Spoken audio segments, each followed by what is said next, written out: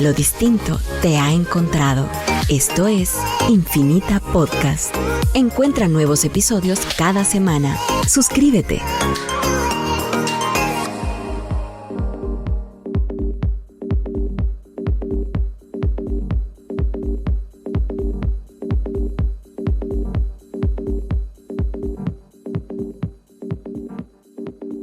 And we're there. So welcome everybody to this new series of the DT podcast where everybody's at home. I guess this is the volume 2, and this is the first interview of this volume 2, Karim. So thank you for joining us. It's a very, very special series. Big shout out to Carlos from Activos Digitales who helped us make this happen. And this is our episode number 61. So with us, we have our co-host, Juan Pablo Lemos from Vivex. Welcome to the show. And our special guest today is Karim Jabbar. Karim, it's really an honor to have you here. Carlos has spoken very highly of you, and your trajectory and how you came to this is super, super interesting. And I think it'll spark a lot of inspiration to Guatemalans to see how combining all the things that you learn throughout life and then making it real and happen in this space is what, really creates the spark and the magic of it. Let's dig right in, Karim. Tell us a little bit about you, how you got here, and where you're from. Well, thanks, Esteban, for having me. It's really an honor, and I'm similarly happy to know Carlos. We have a good working relationship. So I'm really happy that you find our project interesting and see that there is a match here and that maybe I can contribute in some way to the ongoing development of the community in Guatemala and Central America. So essentially my story, as you say, is probably similar to the story of many people who are interested in decentralized technologies and blockchain / cryptocurrency. It's atypical. There's very few people who are out of the same mold. So me myself was probably more, you could say, mainstream in the sense that I attended a business school. My background though was a bit different. I grew up in Morocco. With a foot in two continents, with my mom being Danish and my father Moroccan. So I decided early on that what I wanted to do in life needed to have some sort of bridge making capability, or at least ensuring that what I do also has an impact somewhere. So I wanted to work with diplomacy, foreign service, that sort of thing, which was essentially what I started out by doing. So straight out of business school, I essentially got a job with the European Commission to work in their delegation in West Africa and Benin. I did that essentially working with the private sector development projects and trade-related issues, that sort of stuff, which was really interesting, but also very heavy and very political.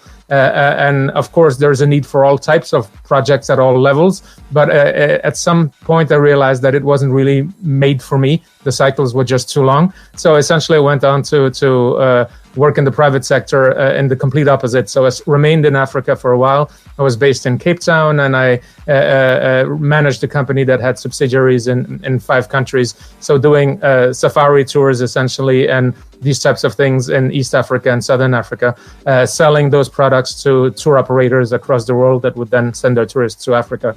So it was a great experience. I started my own company trying to do that for a while. It didn't work so well because of the previous financial crisis, 2008. So it kind of failed miserably. And essentially, I turned back to teaching, which is always a good fallback. So I ended up being an adjunct professor at Copenhagen Business School and teaching innovation, entrepreneurship, all the stuff that I basically didn't manage to do properly. So and also learning for myself, right?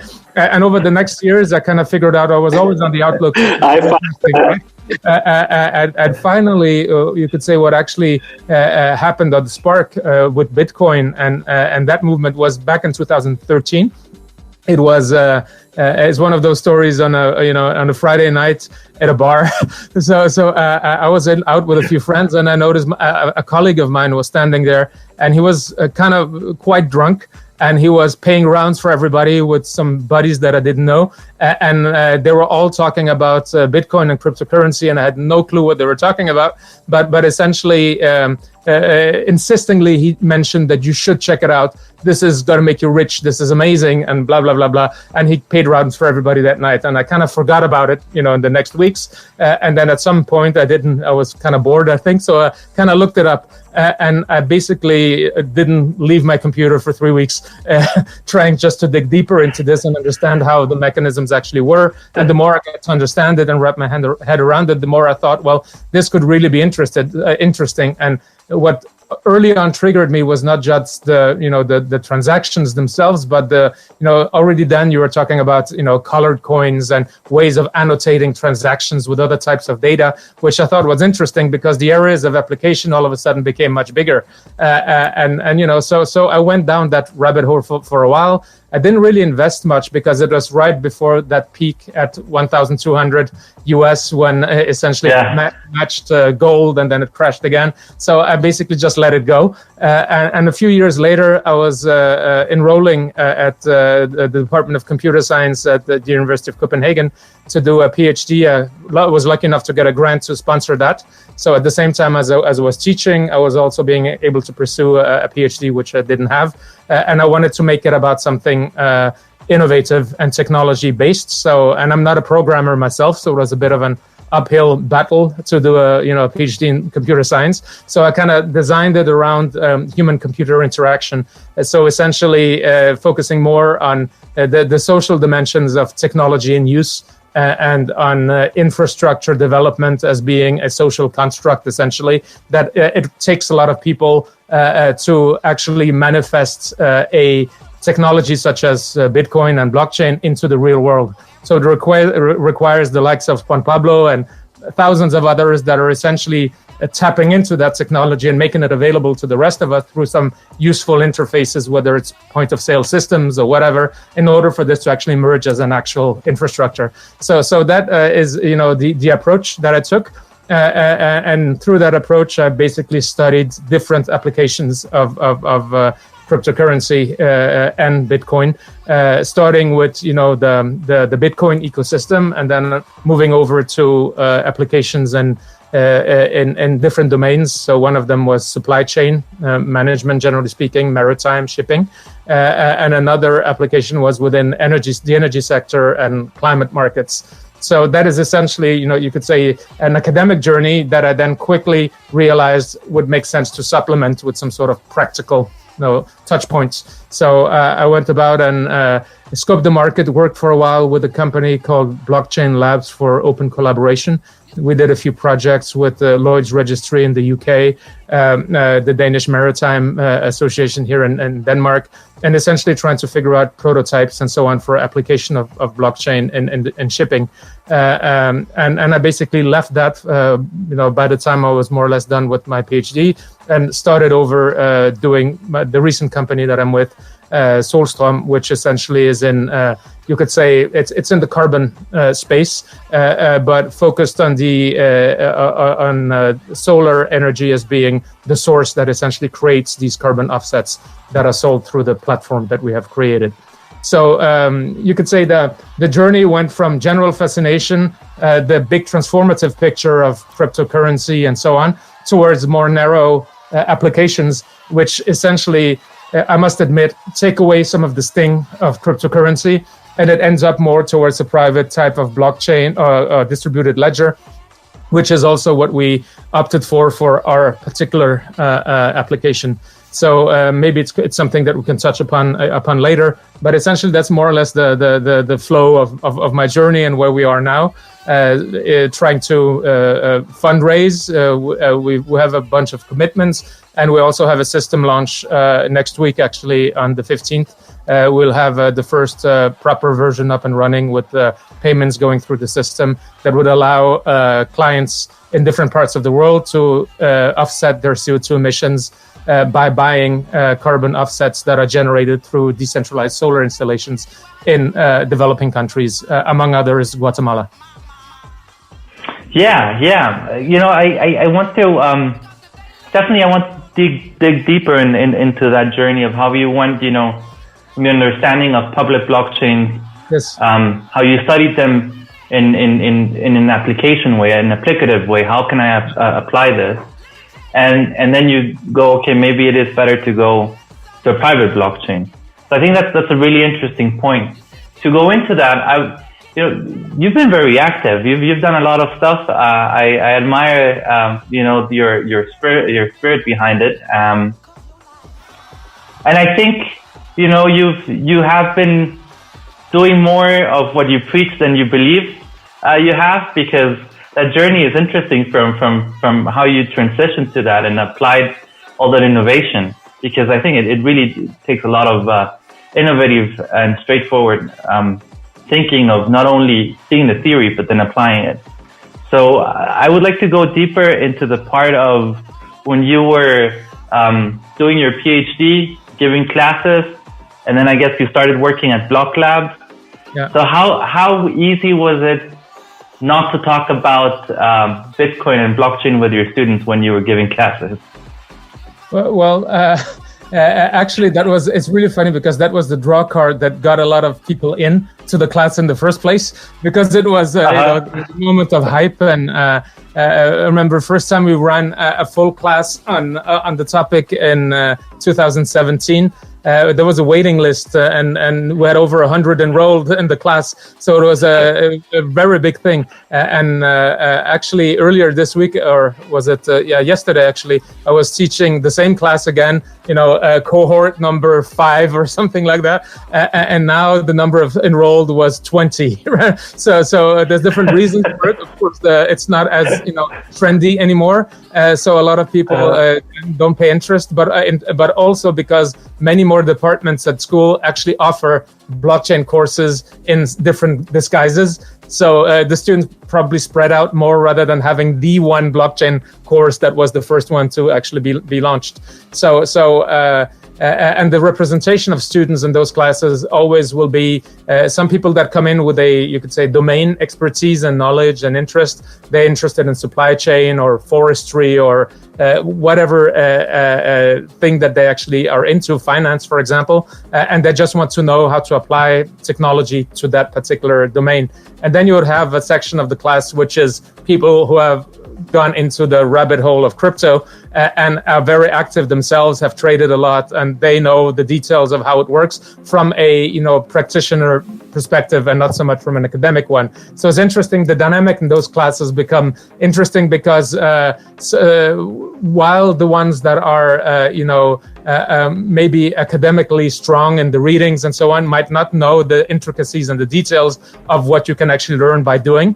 And similarly, those people who are just doers will often lack the ability to construct, sound theoretical reasoning for why to do or not to do something. Everything just tends to be marvelous, and let's just do something crypto, and it will succeed, which obviously we all know is not the case, right? So. Yeah. So obviously, a lot of students were hyped, and how do you think was the reaction? How did that how did you then bring it down to apply it at Block Lab? Yeah, because I think it must have been really interesting being with companies there. And so part of my research or the approach that I wanted to do in my PhD was for practical reasons and based on my background would be I would have a greater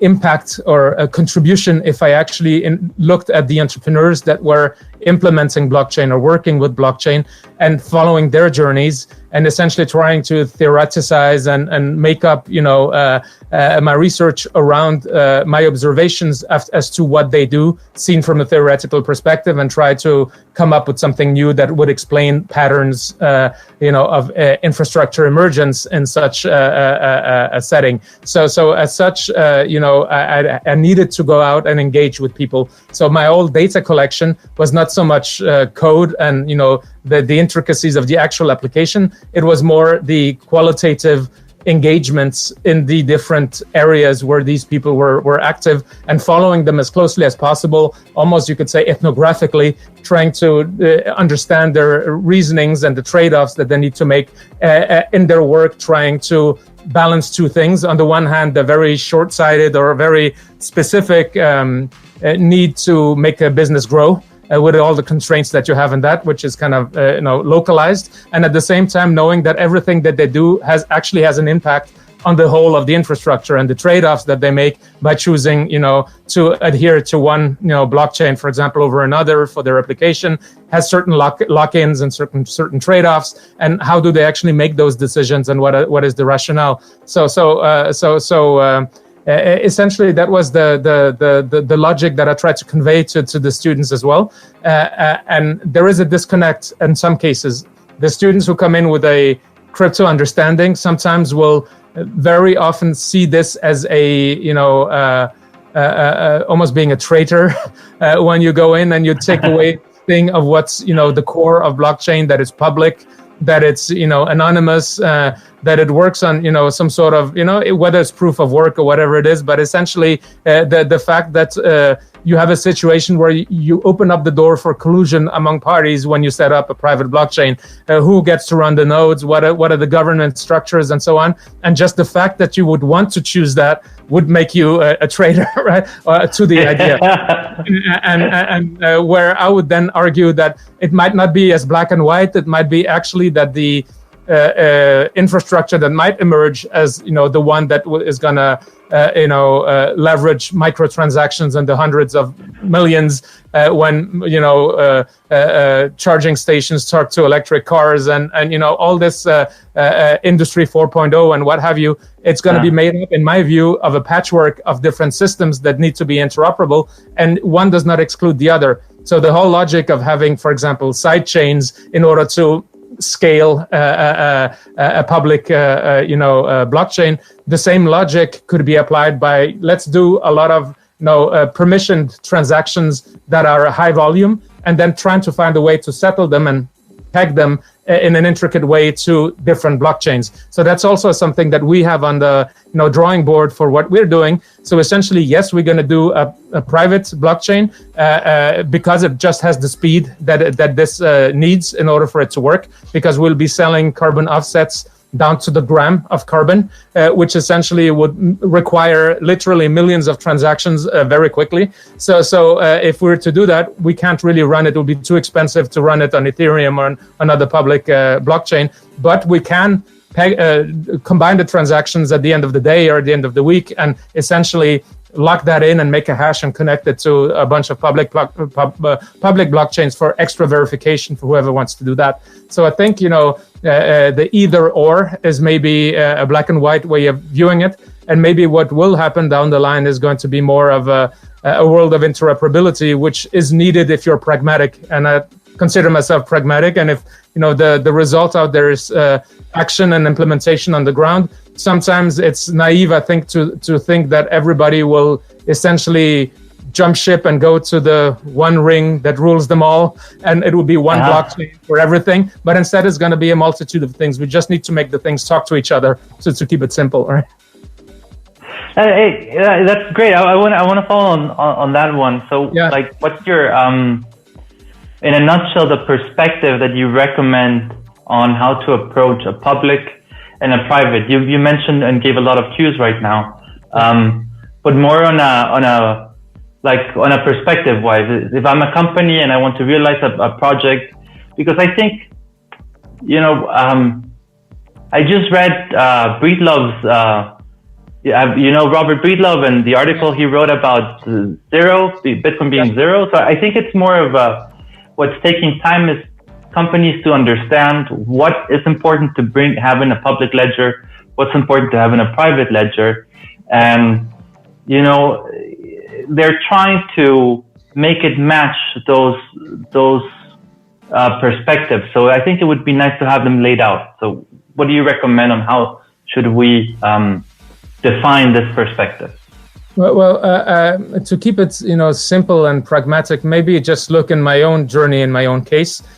So my intuitive vision at the early stages of wanting to apply something for carbon markets, I'm more inclined to actually think, well, it would be great if you have a public blockchain to actually run things on. You wouldn't have to worry about, the node distribution, and essentially there is a system for ensuring the security of the blockchain, which has some sort of reward mechanism built into it, and then basically runs itself. And I'm basically just building an application on that. So the logic appealed to me initially. So my first inclination was to say, well, for simplicity, let's try to do an application on Ethereum, build a prototype, see how it would actually work to generate and issue carbon offsets and then trade them on some sort of platform, essentially writing a smart contract in Solidity on Ethereum. So what we quickly realized is it is relatively easy to do, but it's also a bit of it's a bit convoluted as soon as you start scaling, because the whole thing of ensuring that you always have enough gas for the transactions,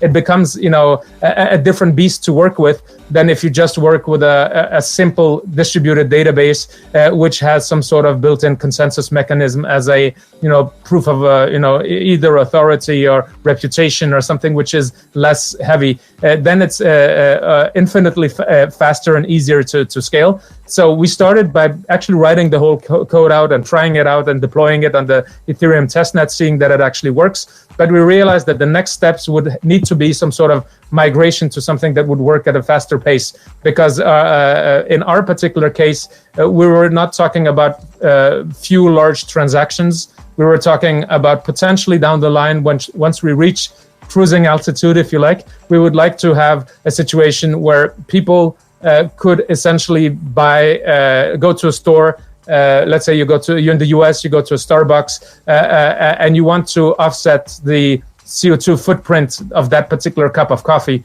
If you translate that down to a monetary value, it's going to be a very, very small, it might be a cent or two that you actually need to pay in order to do that. And in order for this to actually run, you're talking about hundreds of thousands of cups of coffee that need to be bought with very, very small fractions of carbon offsets that essentially get settled and traced directly to micro installations in Guatemala, Mexico, other countries. So the sheer number of transactions would make it cumbersome and complicated and heavy to run it on an Ethereum blockchain. So therefore, for us, the solution was simple. We needed to work with something that was more flexible and faster. And the trade-offs we are very much aware of. The trade-off is that we will also then be responsible for the infrastructure level, for deploying the nodes in the proper way. So, which a problem we wouldn't have with Ethereum. So who should actually run these nodes? And when you do development at this stage, well, so far we run the nodes, which is not something that's nice to tell somebody from,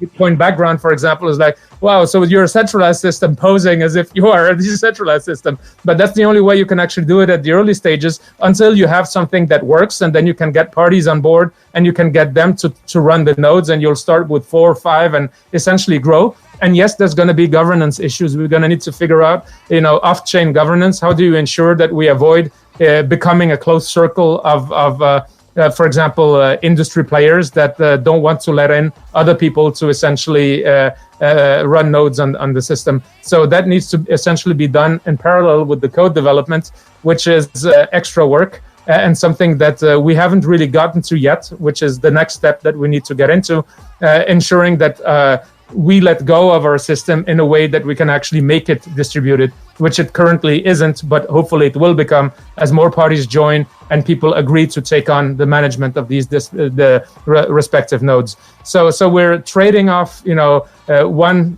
problem with another problem, and for us, it was the only option possible.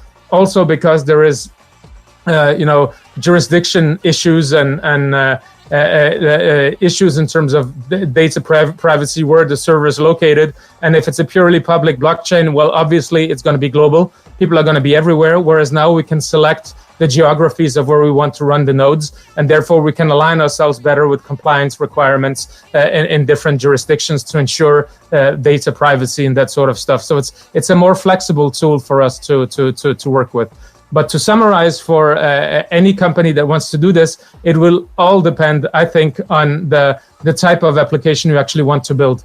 If the use case here is essentially a distributed ledger that has few large transactions, you could very well run that on a public blockchain. It might even be advisable to do so. Whereas if it's something where your ultimate goal is to become, a microfinance thing that runs at super high speed between, machine to machine and what have you down the line, that can actually automatically settle things in real time, it might be cumbersome and too expensive to do it using the public setup. So those are, my few, general recommendations when it comes to that. Yeah. Sure, I don't know. I see the advantage in setting up, the private blockchain part and thinking about the whole, how do I set up a DLT system privately, very important, because at the end, this is the groundwork of how you're going to connect your system at one point to the public system. Yes. So if you don't do it, you'll never be able to do it. So you have to do it. And although I think, and correct me if I'm wrong here, the payout may not be immediate, so rewarding, but on the long term, that's where you really get your return of investment. I think you're right. And there's also just one thing that I forgot to mention before, is that in our particular use case in Solstroem, what we're actually transacting and selling is at the core an abstraction.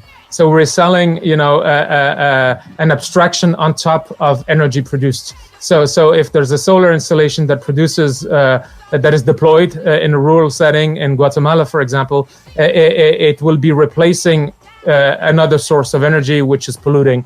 And that difference is essentially what is being monetized as a carbon offset and then being sold. So a critic could say, well, it's essentially it's a derivative, the same way as a future or whatever. So it has some sort of abstract value that is kind of created not out of thin air, but through some sort of algorithmic calculation, and it is that you're selling. So this sets very high standards for third-party verification, because if we're the ones selling that unit of trading or selling that particular unit of value, we need some sort of assurance that, or the customers need assurance that what we're selling them is in fact something that has taken place and it's not just hot air. So therefore we need a third-party verifier, which is what we're in the process of getting done right now with DNVGL, so one of the industry players that works with verification and ISO standards and so on.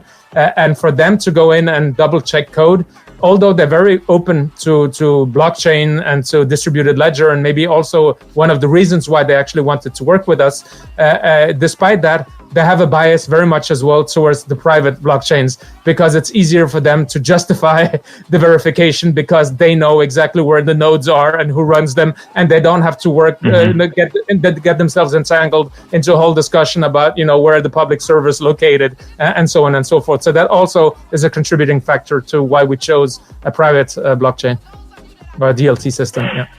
Yeah, and I think it's also interesting how to solve the problem of the input of the info, of the data. You went with IoT at the end, and we spoke about this in this podcast. We had the founder of Arduino here and everything. He's also in Denmark, I think.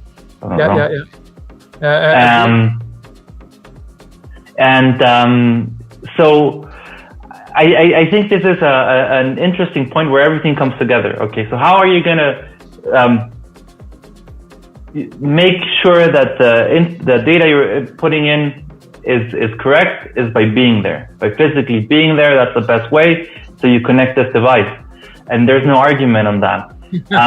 How did you get to that idea, to that point? Because I'm pretty sure you had like a broad spectrum of possible ways of how you could input data.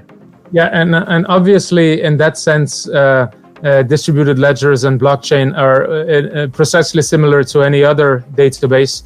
It's as good as the input. So to avoid this garbage in, garbage out type of issue, we need to make sure that the connections to it are actually secure, and that the data handling is done properly by the parties, and there is some sort of checks and balances in place so that the system cannot be played, which is very difficult in certain use cases.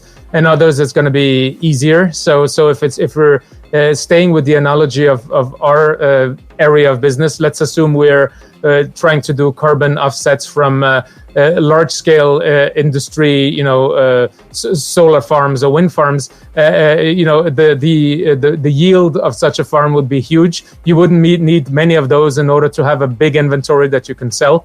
So therefore, going straight to the actual windmill and wind turbine and pulling the data straight from it through some sort of IoT device, or using the software that it actually runs on through some sort of secure API would be a good way of doing that, and doing inspections on the ground to ensure that those are actually working. But if you have a situation where you have working with partners that have 70,000, 100,000, 200,000 decentral solar installation deployed in rural areas across terrain that is hard to get to, it would be virtually impossible to verify boots on the ground every single one of those. It would be so cost prohibitive that nobody would actually be able to do this exercise. So we needed to find a way to make this a light way, where there again it's a trade-off. It's never going to be 100% secure, but we can make it as secure as we possibly can, so it's still affordable for the users to actually gain an advantage from this setup. So what we have decided, what we're doing is essentially, rather than partnering with micro installations that are deployed by, you could say, individuals in rural areas, we go with companies that deploy pay-as-you-go solutions. Because pay-as-you-go solutions require, of course, some sort of monitoring of the installation and of the payments, ensuring that there is an ID for every installation that has been put in place, and that the payments are properly managed. So they would all have some sort of ERP system that functions. And for us, it would be a matter of, pulling the data from that ERP system. And yes, there's going to be a bunch of assumptions. Assumptions would be that, the installations are actually real. The data that they will be feeding us from the ERP system is the correct data, that they're not, mirroring the database and just making up a fake one that feeds us, expanded numbers just to make more money, and so on and so forth. So we need to put in place a lot of contingencies and fail-safes in order to ensure that the data transfer protocol works as it's supposed to work. So and this is actually the details of what I've been working on today, just to let you in on the nitty-gritty stuff, is getting all that material ready for DNVGL, because they're the ones who are essentially double checking that those processes for data handling are actually up to a certain standard and would be valid enough so that this could actually count. So in terms of fail-safes, you could say there's different grades of integrations that you can make. And the best one would be to work through a third-party software provider. So a lot of these decentralized solar companies would use a third-party software to run their last-mile operations and to run their payments and so on.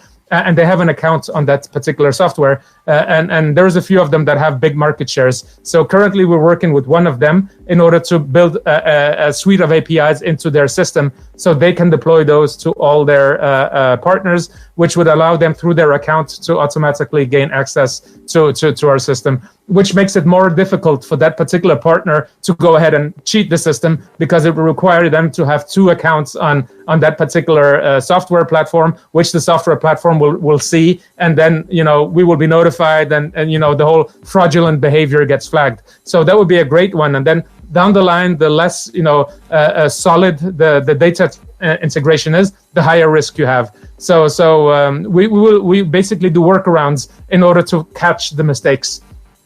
So I don't know if it's too detailed for you, but essentially, No. It's very interesting, because so at the end you are going kind of case by case, analyzing what is the best solution to bring in this data. Yes, and then we're thinking about what should the fail-safes then be in terms of how can we ensure that the data that we do read is the correct data. So we basically contrast it to projection data. So we would do pre-calculations for every provider that actually tells us what the numbers of installations, what the data sheets look like. So we would be able to model essentially a model of how much we can expect them to yield per month. And then we will automatically go in and contrast the data that we get with the model, and if there is too big of a deviation, we will actually go into the details and double check whether something has gone wrong somewhere. So those extra steps are necessary. The weaker, you could say, the data bridge actually is. Yeah, it's interesting. And so from, like, since it's very specific and saying on a broader scale, so the project is, you're grabbing this carbon emissions, or the carbon emissions that would have been emitted if it was generated differently, the energy, you're tokenizing them, you're distributing them. From all of this and technically all the challenges that you just described, what would you think it was like a bigger challenge? Like finding the use case, seeing the business perspective here, creating the business model, or the technology behind it that made it possible? Yes. To put it into perspective, what are the biggest challenges in creating a project like this? Technology or business? Yeah, and the very short answer is business. I think technology would easily be applicable with a bit of creativity. You could design and put the bits and pieces together for creating a proper system for virtually any use case. But in most cases, those use cases are not a business unless they have a proper business model built into them, where you all of a sudden tap into something that is untapped into. Then you're going to have an issue trying to convince people to join. And you could say, well, our journey here was originally to try to have larger installations on board, create this kind of setup, and create and use blockchain for carbon offsets. We stumbled across actually a decentral solar, these pay-go companies, down the line in our investigation. And it was only through talking to some of them that we realized, wait a second, these guys actually don't have access to carbon markets. They have tried for a long time to have access to carbon markets, but the cost of getting verified by the established system of verification is just too expensive. So therefore, most of them never go through the hassle of doing that. So essentially, we found something which was completely untapped into, and therefore it became easier for us to convince them and onboard them onto the particular system. And honestly, that was a bit of a coincidence for us that we actually stumbled across this. And as we dug into it, we realized, wait a second, there is actually something here that really makes sense. So what we're trying to do in a nutshell is to take on the supply side all these you could say underserved people who don't have access to carbon finance. You have 2 million new decentral installations installed every year, but they actually don't have access to carbon markets to sell the energy savings that they actually, or the carbon savings that they have. That should change. It's an easy sell, and we try to make an offering that allows them to join in. So small players, and then our challenge on the sales side is going to be to ensure that we find the proper customers to then buy into this narrative and actually want to buy these offsets from the registry that we have. So that's the next challenge that we're currently working with. And as with all two-sided platforms, you need to have the right balance and ramp it up at the right speed. Otherwise, the bicycle tips over. Nice. Yeah. I was thinking to help us understand what you're doing. This is a multi-part question.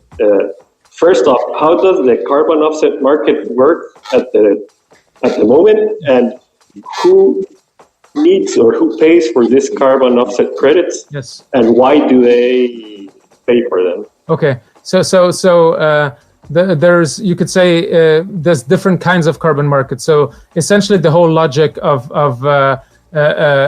compensating a negative for a positive, is the logic behind it. So it's a compensation type of mechanism. You would have two types of markets. So you'd have a compliance market, which we do not work with. So the compliance market would be emissions trading schemes. For example, in Europe, in the EU, you have this EU ETS, so emissions trading scheme, where companies get a cap on emissions. And if they exceed their cap, they will have to buy allowances from companies that have not used up their quota of allowances. So, and then it's a dynamic market, and you could say the caps get reduced over time in order to incentivize people, in order to drive up the price on those allowances, which over time is going to be an incentive for people to change their behavior and reduce their emissions. So that's, one market. It's a pretty big market. There is currently 40 of those markets. China alone has 7 of these compliance markets. US doesn't have one, but it has several regional markets. And then you have the voluntary market. The voluntary market is for the companies that are not regulated by this, all the sectors that are not regulated. So the area in the world that has the most regulated companies is actually the EU, but that's only 40% of companies that are actually regulated. So 60% of all economic activity here, with all the emissions associated with that, is not regulated. There's no mandatory, compliance requirements. So for those companies, if they feel a pressure from their consumers or their stakeholders to actually have a better image and be more sustainable and have a green, be CO2 neutral, then they will resort to a carbon offsetting as part of their strategy. So of course they'll try to reduce the wrapping and the packaging of their goods and try to change the source of fuel or what have you. But at the end of the day, they can't reduce everything. So whatever is left, they will have to compensate through buying offsets. And here the offset market and the voluntary market works globally. So you would essentially offset your emissions in Europe, for example, with projects that could be anywhere in the world. And the most of them are actually in the developing countries. So you would have forestry projects, which essentially sequestrate the carbon as a compensation for the emissions that happen elsewhere. Or it would be renewable energy projects that by them being deployed, they're not burning an alternative source of fuel, which would have emitted a similar amount to what you do emit here. So that is essentially the landscape. And the companies who are the ones that are buying this would typically be the non-regulated companies, and it would be companies in industries such as banking, tech companies. So data companies would typically not be regulated. It could be a lot of companies in retail and retail companies, supermarkets, people that have a lot of scope 3 emissions, essentially supply chain related emissions, and their customers are making them aware of the fact that maybe you should be greener, you should use better modes of shipping, you should have all this kind of stuff. So they will tend to go in and try to compensate for whatever footprint it has to get something manufactured in China and shipping it to Europe to sell it. So they do the calculation. They will have consultants that help them with an account. So they will do a CO2 accounting, and based on that, the numbers will then be sent on to a broker or retailer, and the broker and the retailer will hook them up with a project from which they can actually buy. And there is no consolidated exchange currently. There is 2 exchanges actually, but they're very small volume, and most companies would instead go through a project developer or a retailer or a broker, which typically also have a role as consultants. So they would go out and consult the company about sustainability stuff. And once they realized, well, you could also carbon offset, by the way, we have this connection, and they will hook them up and they will take a commission. So it's a very cumbersome way of doing it. And you don't really get, a transparent tracking of what it is that you have bought. Instead, you would take the retailers would typically take in the money from all the customers, and once they have the bag of money, then they'll go and offset some projects, and then they will tell everybody, here's a PDF for your chunk. You have essentially offset something from this project, but don't know exactly always where it does come from. So that traceability is a component that we would like to add by using blockchain and the micro increments, the fractional aspects that we're adding to it. So from what I understand, at the moment, most of the demand for carbon offset credits is regulatory demand from governmental regulations, right? And you're trying. It is now the majority, yes. But latest, there is a consortium of big banks and retail players that was set up here actually a week ago. I forgot the name, but you have Shell and Maersk and a lot of big companies that have joined in.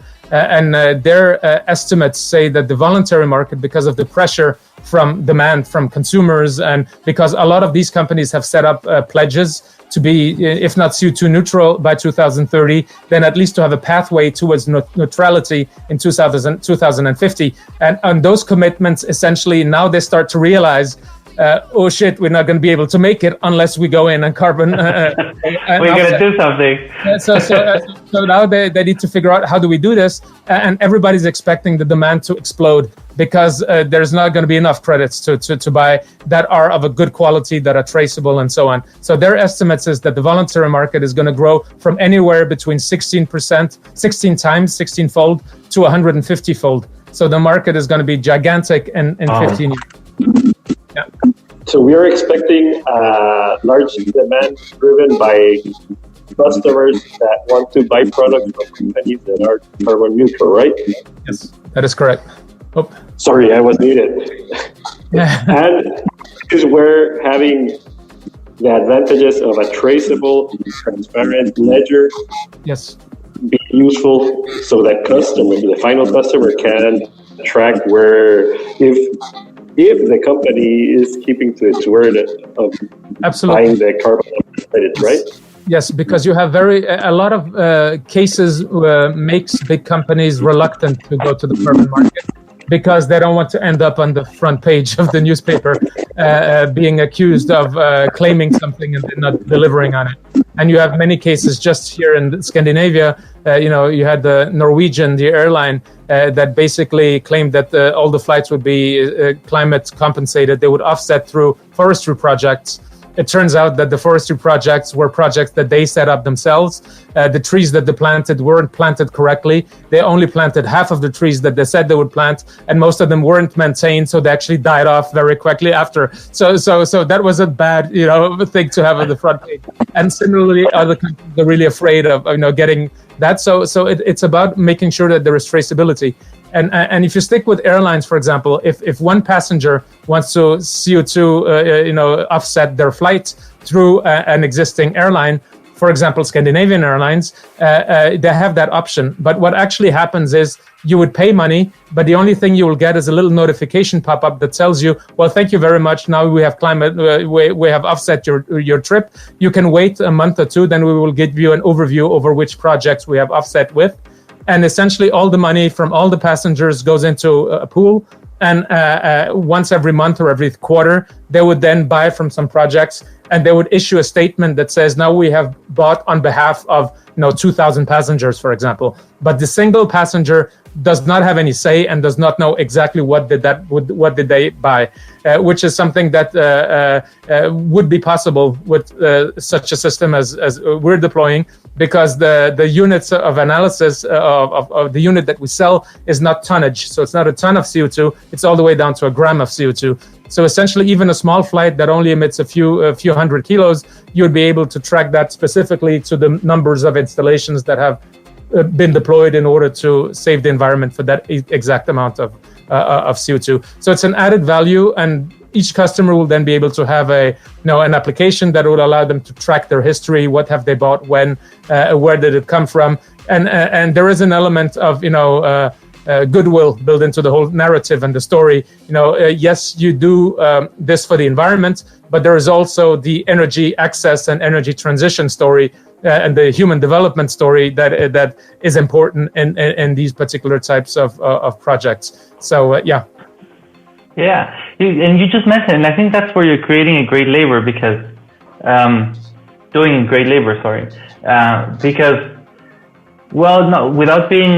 but what you just described there and the necessity there is very for first world markets. That's like a first world problem to offset your carbon.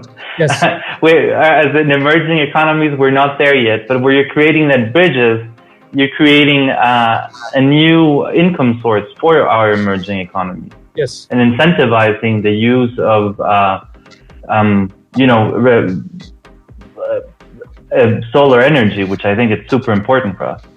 And I think that brings a lot of relevance to the market. So when did you notice that, the role that you were playing and how you're building this bridge, and how do you want to focus on promoting more sources like Kingo, and I think in Mexico you also have a source that you're working with. Yeah.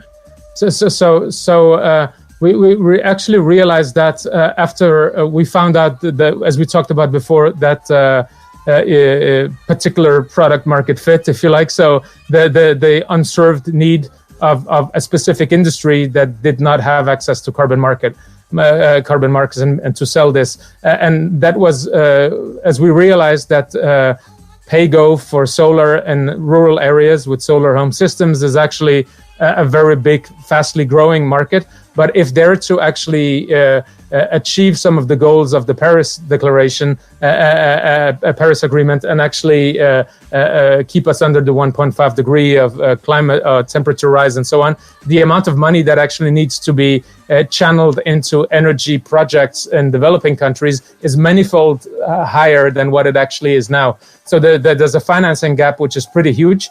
So what we actually need is find ways to accelerate the deployment of these types of technologies to the rural areas. And as you say, Esteban, it's actually it's a subsidy. So the money gets paid in, and it's directly measurable. You can see who has got it. So it's not going to go to a hole in the ground. It's going to go to something which actually has an impact. As long as the installation is up and running, you can measure that, and that essentially gives you the right to sell that saving that you're generating. And it's a very clean flow that would allow these companies to scale 15 to 20% faster based on our calculations. Well, of course, it's not as much as is needed, but it's a contribution that if you add it up, it's actually amounts to something. So and yes, in terms of the bridge, it's a north-south bridge. But personally, and this is also something where I would like to hear your thoughts maybe on it, we very much envision this also as a south-south bridge. Because in many countries, my assumption is that energy access is a big political item on the agenda, and you actually want that. And governments know that they can't just extend the established grids. It would be too costly. They need to go for off-grid solutions. They would like something to run in that direction. So if you could, in my mind, it wouldn't be far off if you speak, for example, in the Moroccan context where I grew up, that people of a certain social ranking in Morocco that are generally interested in the development of their own country would like to adhere to these things and buy a package that says, well, I'll pay $10 a month, and that would make me and my consumption CO2 neutral. And as a consequence, I'm actually sponsoring the electrification of my country by donating this money. It can be traced so that I know that it's not somebody that steals the money. It's actually, it has been deployed and used by the ones that's supposed to have it. And it could be a vehicle for those same people to then down the line later on say, well, we're actually doing something for our country, and it's traceable. You can see all the effect that what we have done. So essentially the logic of results-based financing, essentially, you show the results, they're measurable, and that will allow for even more financing to be deployed, creating a track record and a good history of financial transactions. Yeah, and that is like super important, having the correct mechanisms of how to show your results. Yes. That's just what makes this whole thing viable and so cool what you've found out there. So, Juan, I don't know if you have one more question and we start wrapping it up. Yeah.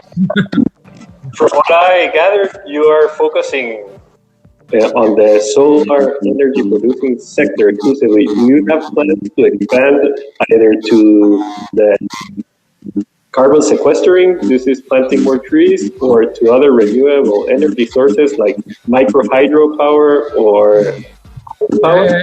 The short answer is yes. The sequence in which we would like to do it is still uncertain, but we think the logical next step after doing a home solar system is to look into the rural home as a unit, and saying, well, now that there is electricity, what is then also needed is, cooking facilities with cook stoves, biomass, that sort of things, which already exists as carbon projects as well. But usually those projects are not traceable. So essentially, a biomass cook stove setups that you can currently buy as carbon offsets get generated at the factory level. So once the biomass, the stoves are actually being produced, that generates a bulk issuing of carbon offsets that account for what the lifetime of those stoves is going to save the environment. But what actually happens with them, when are they in use, how are they deployed, the tracking is completely missing.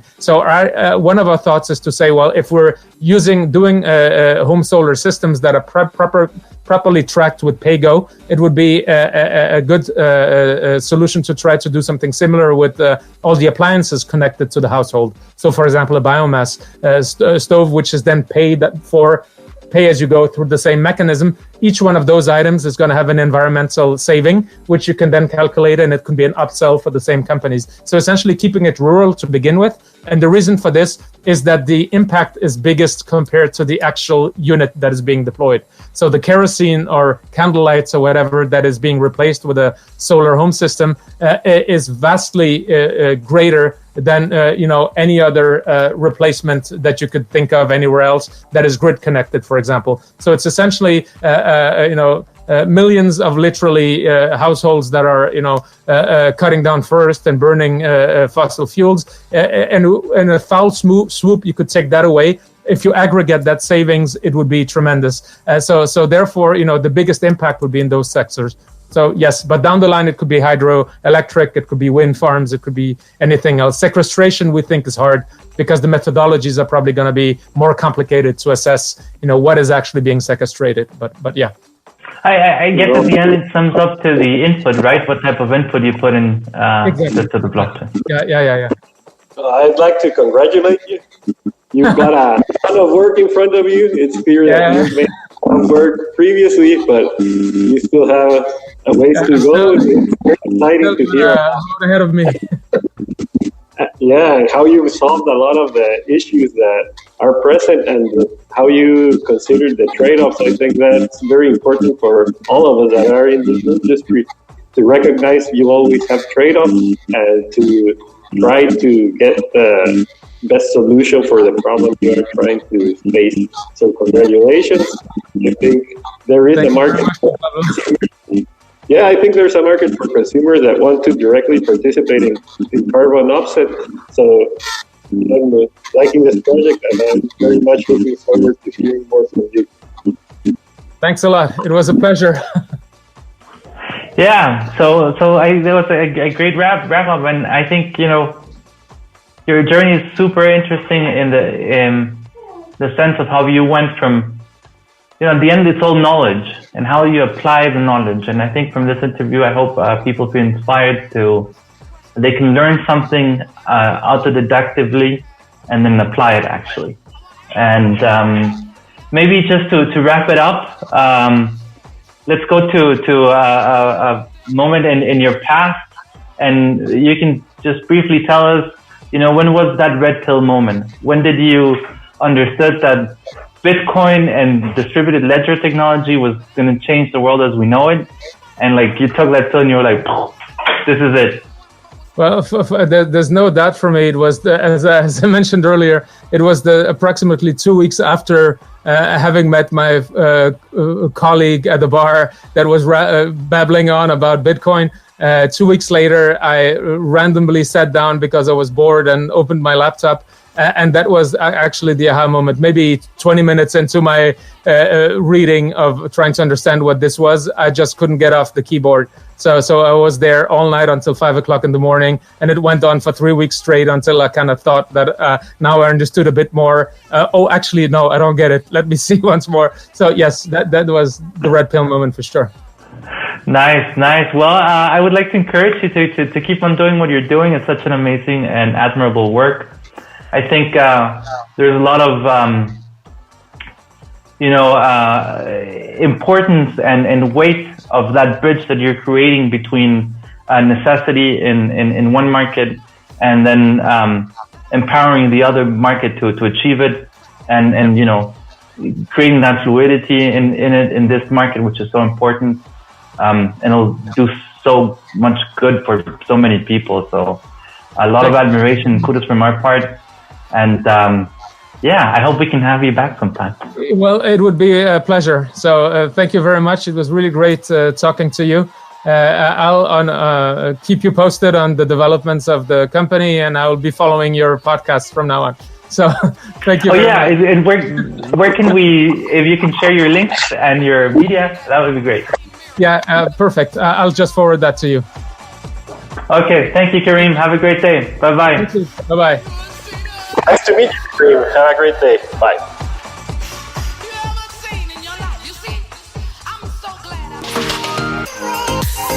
Lo distinto te ha encontrado. Esto es Infinita Podcast. Encuentra nuevos episodios cada semana. Suscríbete.